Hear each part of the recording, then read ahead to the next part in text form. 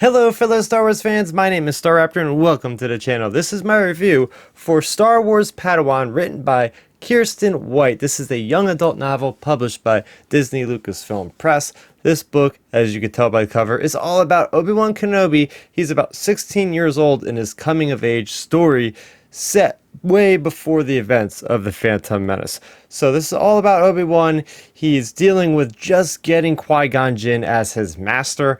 And, well, he's not really jiving well with Qui-Gon. Qui-Gon wants to have him meditate all the time, whereas Obi-Wan is craving adventure, just like his fellow Padawans are doing with their masters.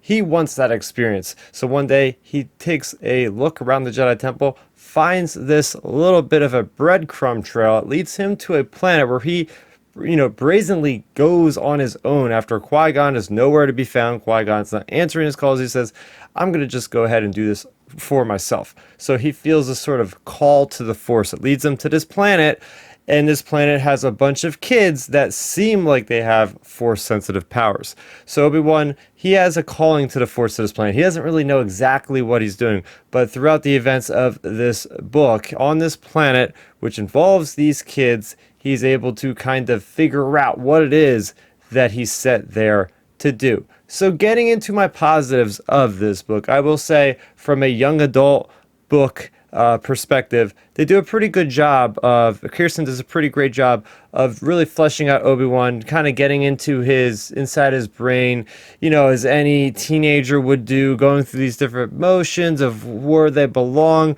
what their purpose is. All that is represented very well in the thoughts inside Obi-Wan's head. Also, there's some really cool connections to the High Republic. So as a High Republic fan, I was very excited to see these connections, and it's really neat seeing these legacy characters now having retroactively like the High Republic Jedi to think about and learn from. So that's really cool. The book for me was not my favorite book. There's a lot of things that held it back, keeping it from a book that I really enjoyed. So getting into the negatives for this book, I will say that I thought it was not good, for me at least, the perspective to have this on Obi-Wan Kenobi 100% of the time.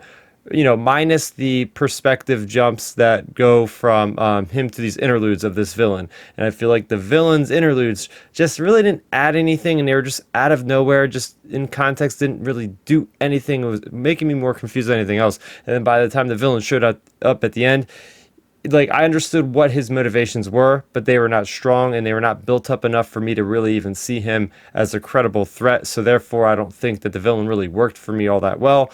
But in any story that I read, I think it's a good idea to have those perspectives from different characters. Even though this is a book about Obi-Wan, it's still good to have perspectives of other characters because it helps with the pacing and helps with the cliffhangers, which are resolved very easily and very quickly if you are having the same perspective of Obi-Wan the whole time.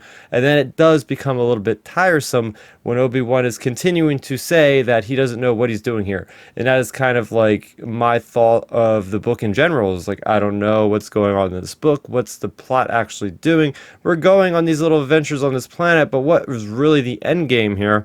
We do get the end game achieved. Obi-Wan does have something that he's able to accomplish, but I feel like the build up to that is not enough to warrant me to really care about what is actually happening. And that is all basically amplified by the way that there is not a lot of action in this book. I think there's like one moment with a lightsaber, and it's very, very small and very, very, it's significant moment, yes, but it's not going to be something that, oh my gosh, there's a lot of whiz bang in this novel. You're not going to get that here. I feel like, it felt like more middle grade than young adult to a certain degree. There wasn't a lot of maturity of events and things like that. And, I did say there's a lot of young adult novel values in Obi-Wan, the character himself, which is great. But the larger macro scope of the novel, it felt more like middle grade than it felt young adult. There wasn't enough of a big pull for me to really get into it. So, with all that being said, if you're a fan of Obi-Wan, I mean, can I recommend this? I don't think I can, unfortunately, just because I feel like this story is a little bit forgettable for me.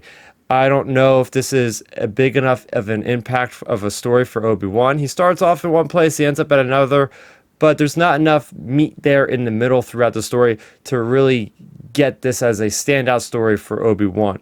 So this is where we're going to venture into spoiler territory for this here review.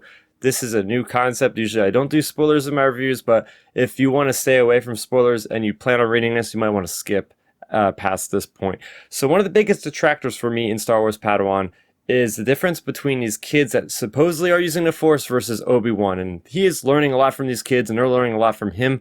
But basically, their power spawns from this living planet that they live on, that they crashed on. They go down to the core of this planet, or at least deep into the crust of the planet, and discover a wellspring of power. And it's literally what they call it, power, which are these purplish, bluish hued kind of orbs that they digest, which gives them temporary speed and power and basically mimics the Force. And Obi-Wan doesn't realize that this is what they're using rather than being Force sensitive later on in the book. So this whole concept of using this power to the point where it drives you kind of power hungry, to the point where it actually shortens your lifespan, and that's how their parents died.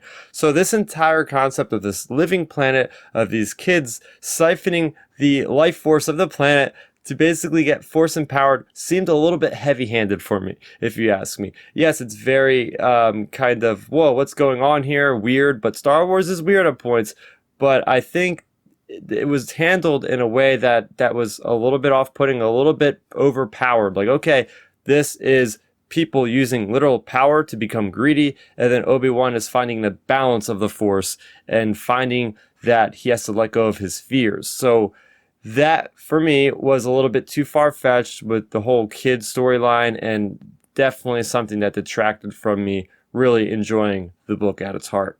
If you're looking for an Obi-Wan story, I think Master and Apprentice and Brotherhood are excellent examples, but this Padawan book was a bit of a disappointment for me, and for that I will have to give it a 4 out of 10 on my grading scale. For those of you that want to know more about Star Wars, you're already in the right place. Make sure you go ahead and hit that subscribe button. Do hit that bell icon so you'll be notified when future videos go live and when my Outer Rim Transmission podcast goes live, in which we go live every Friday at 9 o'clock Eastern. So make sure you go ahead and join us live for the chat and download that on any podcast streaming services that you prefer. So that is good for me, Starrapter. Thank you so much for watching my review for Star Wars Padawan. May the Force be with you always.